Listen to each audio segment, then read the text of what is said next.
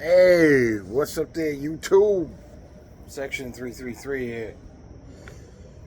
Uh, just hanging out in the backyard under the gazebo again.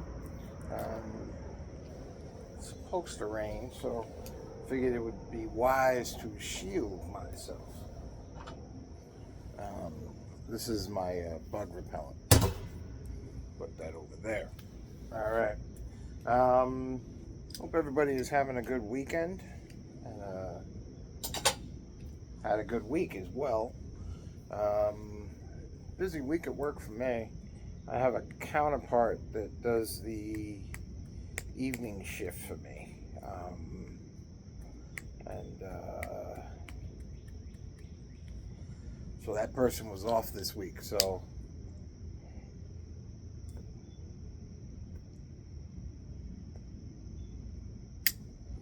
I had to pull a little double duty this weekend. I am smoking in my. This is a Drew Estate Suge pipe, and I'm smoking Quiet Nights from GLPs.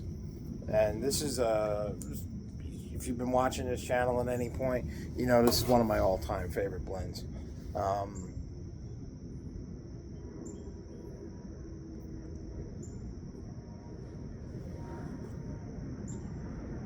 And coming up, we will be doing this one here, the Midnight Ride, which is a Dan Tobacco. It's actually very similar to the GLP's Quiet Nights in many respects.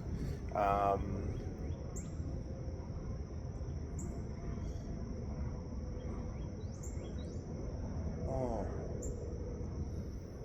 I'm trying to get an early night tonight, so it's about 7:45 p.m. on the East Coast here.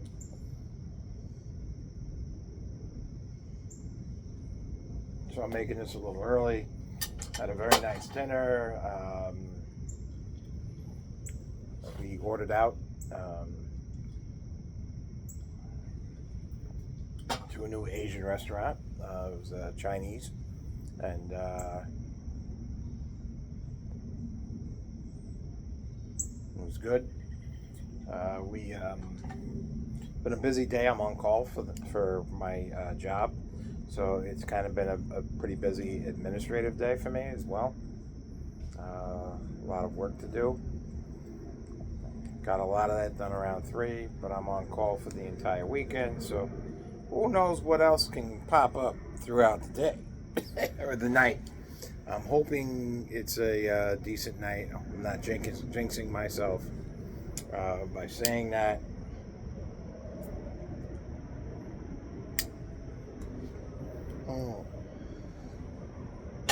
So, this is like Suge did a small run for Drew Estate pipes, and I believe I have 2 of these. I have this Blowfish one, which is like a very tiny pipe. This one here, as you see, this ring fell off just now. I've had to glue this on a couple of times in the past. So, I will continue to do so. Suge, there are Suge blends of pipe tobacco which were made by Drew Estate. It's actually kind of a cool pipe. There's a little Drew Estate's logo on the bottom of this. But Drew Estates did do some pipe tobaccos for Suge, and Suge did some pipes for Drew Estates, basically. So this is one of them. They weren't expensive. They're cheap.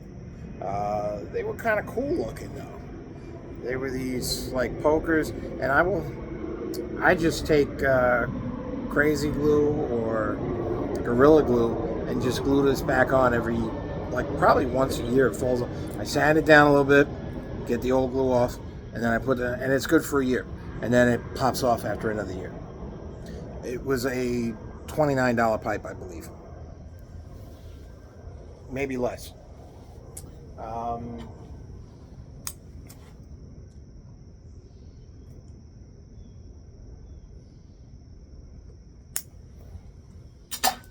But I did pop open a tin of Drew Estates, not Drew Estates, of GLPs because of all the things happening this week. This was a very interesting week, I think.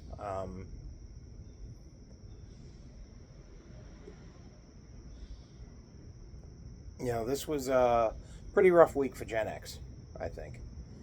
You had Malcolm Jamal Warner pass away, and he was, 54 years old.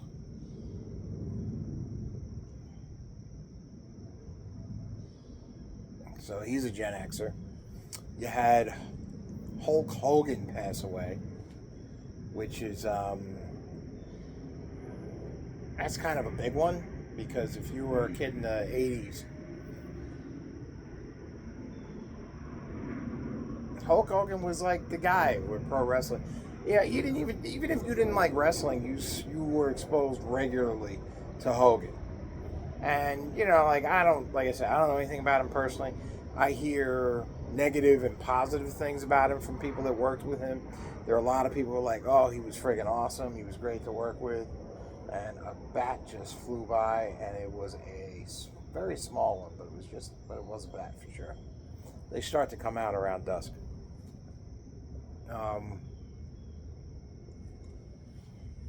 At least around here, they come out around dusk. I don't know where they come out at other times. Actually, one of the largest bat colonies in North America is under the Congress Bridge in Austin, Texas. And I've actually seen that. They come out around this time. They start getting their groove on, so to speak. Oh.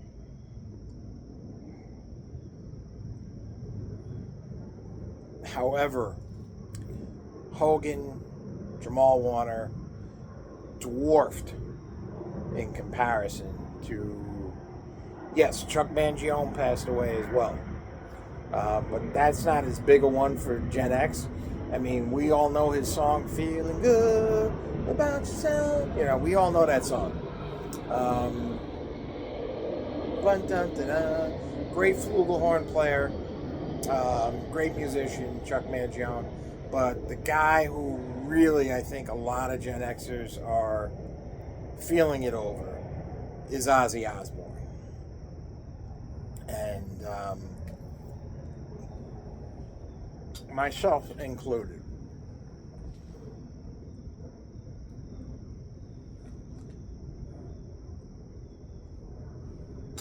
I have felt for the better part of the last, let's just say, I was 13, so 32 years that Ozzy Osbourne and Black Sabbath are the greatest band that ever lived.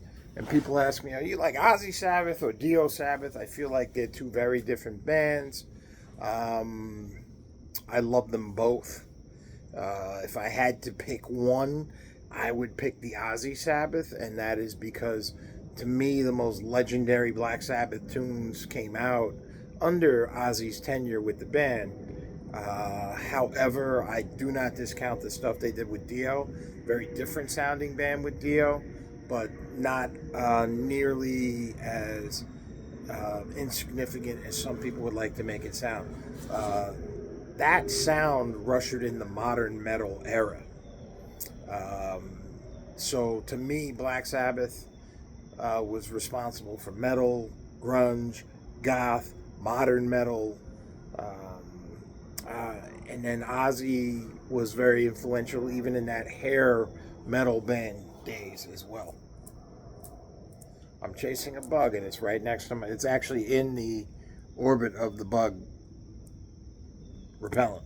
It's like, there's your bug repellent. I don't care. I need blood. So that's the one that's probably hitting me the worst right now. Is the need for is Ozzy. I don't know if there are people out there who are Ozzy fans, Sabbath fans. I just saw him perform in Birmingham, England. I didn't go to the concert. I viewed it on the live stream, which, oddly enough, I have a friend who works in the television industry, He's a producer for a rather large news network, and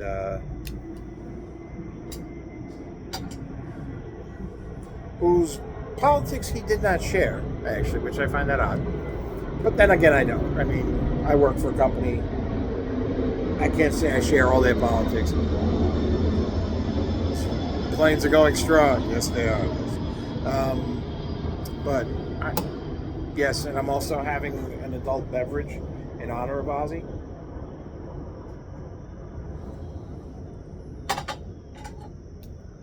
Kids, wait till you're 21, and you can do all this stuff, including this.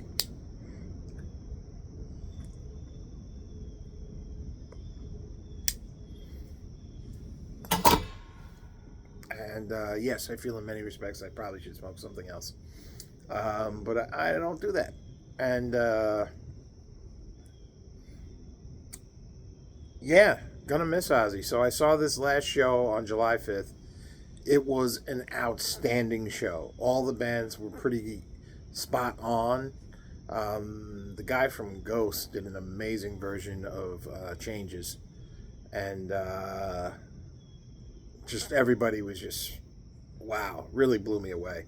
And then Ozzy did 9 songs. He did 5 of his hits with Zakk Wylde playing guitar, and then he did 4 songs with Sabbath, including War Pigs, and including closing with Paranoid.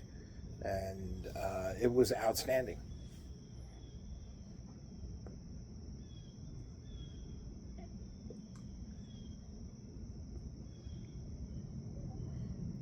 Ozzy sat in a throne while he sang, and you could see how hard it was for him. He wanted to stand up and rock out and stuff like that because that's who Ozzy was. He was, to me, one of the best frontmen in metal. You know, it's very sad that he has passed. I'm trying not to like break up, and it's like I didn't know the guy, I didn't know him personally, but his music was very influential in my life. I think of moments in my life when I think of Sabbath, and it's something I've shared with all my friends. I don't mention this often, but I do play guitar, and I've played guitar since I want to say I was about 20 years old, so over 30 years. And I used to play the saxophone, and I was playing in a band with my friends, and they're like, oh, could you pick up the guitar and maybe start playing guitar on a few songs, play some rhythms? We had a great lead guitar player in the band, so I said, yeah, they'll give me something to do when I'm not playing the saxophone, because you didn't have saxophone on every song. So I started playing guitar. Turned out I was actually not terrible at it, and some people would say I was actually quite good at it. So eventually that guitar player left the band. I became the lead guitarist in the band. I haven't played a saxophone in years. I actually have not picked up a guitar in a few years too, to be honest with you, since I've been dealing with this thing with my mother. But I've been playing more since she passed, obviously, trying to get back into things. And where did I go? I went straight back to Black Sabbath. Because for me, that was the quintessential guitar tone. It's what I felt a guitar should sound like. But Tony Iommi's riffs are just outstanding. You know, yeah, there's better lead players out there, things like that. But I don't think anyone can put a riff down like Tony Iommi. You can argue, but you're wrong. I'm kidding. There's arguments for other great players as well. Keith Richards is a phenomenal rhythm player. A lot of people don't give him the credit. He's a good lead player too, strong lead player, but a lot of people don't give him the credit for being the good player that he is. But you don't get to do what he's done for the last, the 60 years that he's been doing it. He's like, 80 years old or something? But he's been doing this for like 60 some odd years. You don't get to do it for as long as you can, as long as he's been doing it, and not be good at it. That's the honest to God truth. He's, like I said, an outstanding player. And Keith. But back to Ozzy, um, Tony Iommi and Ozzy meant so much. And if you have a favorite Sabbath song or Ozzy song, throw it in here. Favorite, like my favorite Sabbath album is actually number 3, Lord of This World, Volume 3, or Master of Reality, really. So Volume 4 came after that, which is a great album as well. But to me, Volume 3 of Black Sabbath with Lord of This World on it, it's called Master of Reality. Into the Void is on that album as well. That is an outstanding album. However, many people will tell you their favorite Sabbath album is the album called Paranoid, which was almost called War Pigs. But that album, Paranoid, was one of the most outstanding albums of all time, in my opinion. Just my humble opinion. IMHO. Just to preface that. But to me, that album, you had War Pigs, Paranoid, Iron Man, Electric Funeral, Hand of Doom. You have on that Planet Caravan, Fairies Wear Boots. That album, from beginning to end, is like the perfect album. Like I said, it's not my favorite. My favorite is Master of Reality. But I would honestly say, and they put out some good albums since then. Like 13 was fantastic, too. People love Never Say Die. There are a lot of people who love that album. Technical Ecstasy. Black Sabbath, like I said, they just could move from genre to genre. They would invent genres as they went. The first goth song, in my opinion, is the song Black Sabbath on the album Black Sabbath. You can dispute it, but I feel that that is the first Gothic song. They were the premier Gothic band when they first came out. And like I said, you can dispute it. I'm not saying they're the greatest Gothic band, but I'm saying they are the premier Gothic band. They were the first band to say, ooh, this is eerie, Typo Negative, to me, was the greatest goth band ever. And to me, they always will be. But I'm partial. I'm from New York. They're from Brooklyn. I'm partial to Typo Negative. But, yeah, let me know what you think, as far as music, Sabbath, Ozzy. Part of it for me was my first concert was a Black Sabbath concert. I was like 13 years old. And it's funny, Ozzy wasn't even a singer. A guy named Ian Gillan, who was the singer in Deep Purple, did an album with Black Sabbath called Born Again in 1983. I went to see that concert.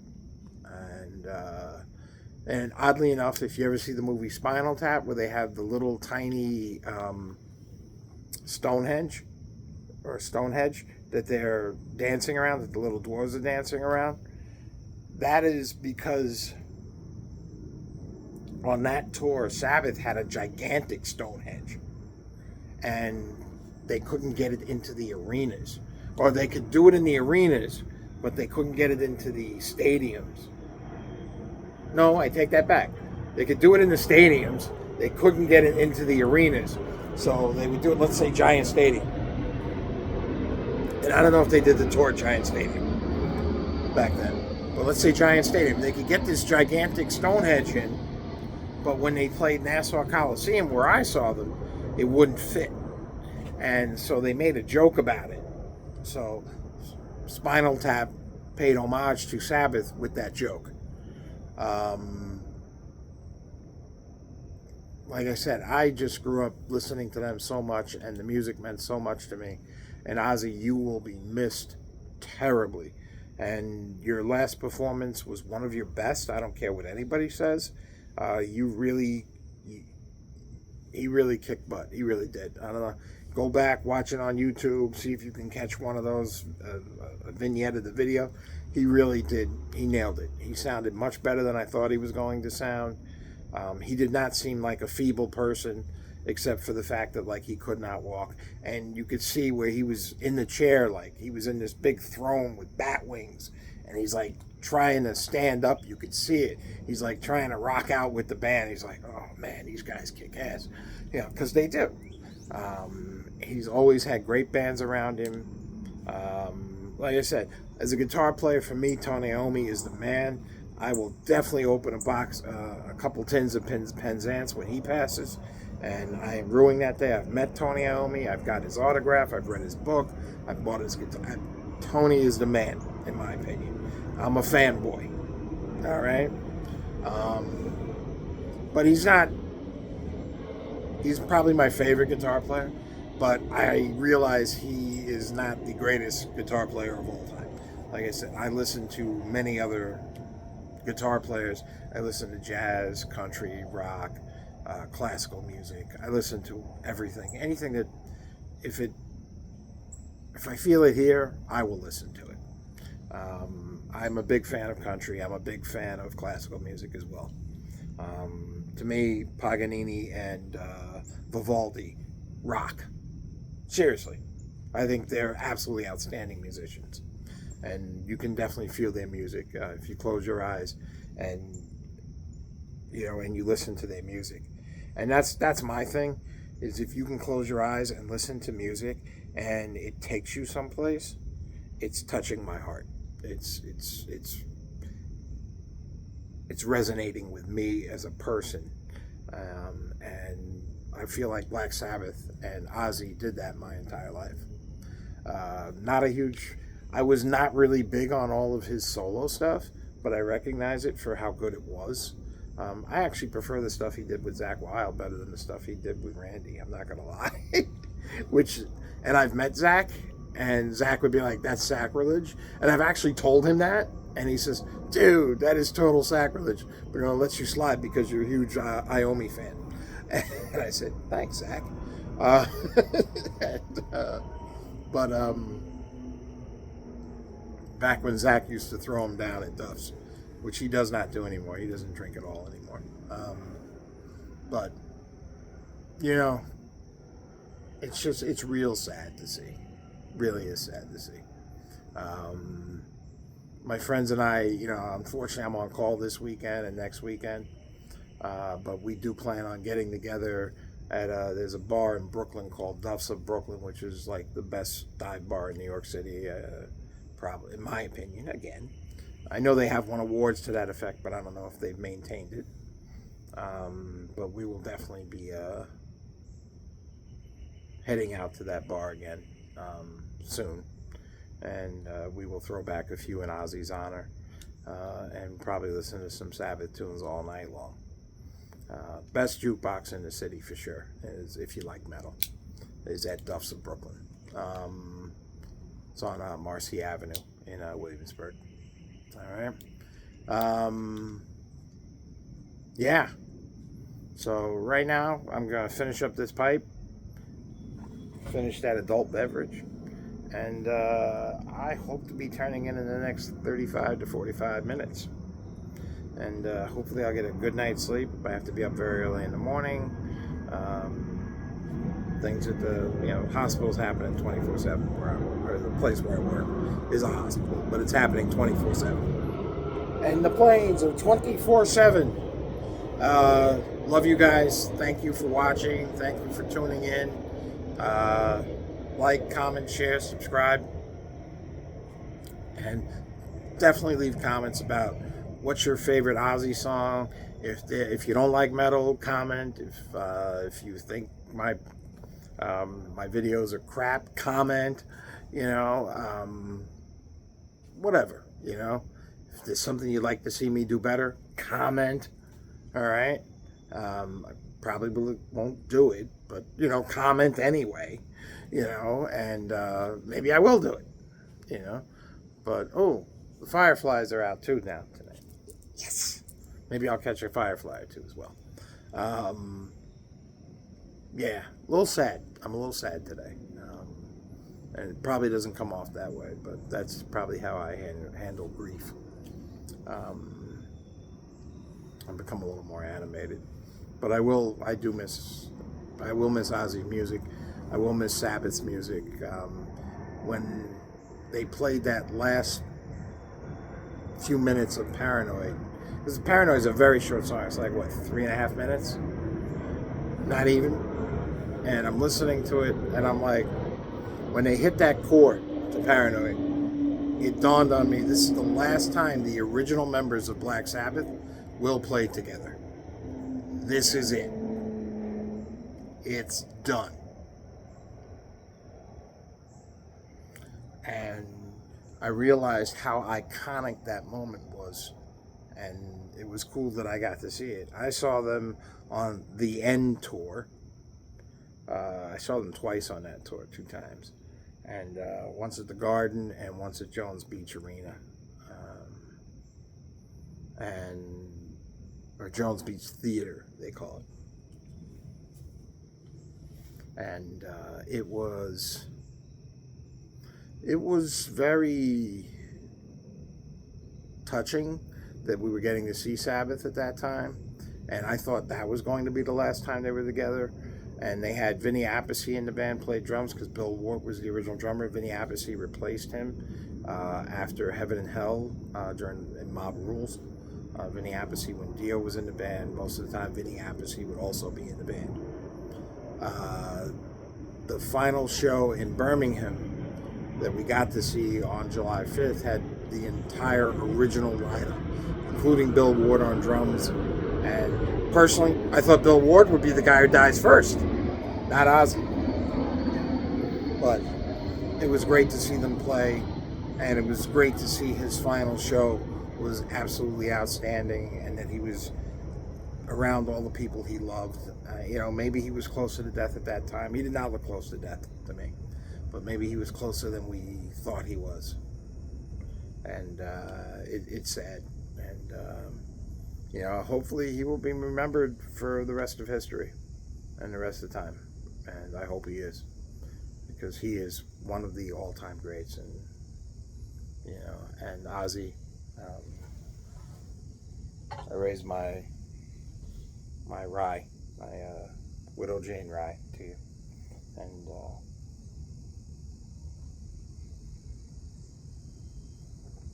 God bless you. And may you find peace. Seriously. Once again, like, comment, share, subscribe. I hope everything's cool with everybody. Yeah. Thank you, Ozzy. Thank you very much.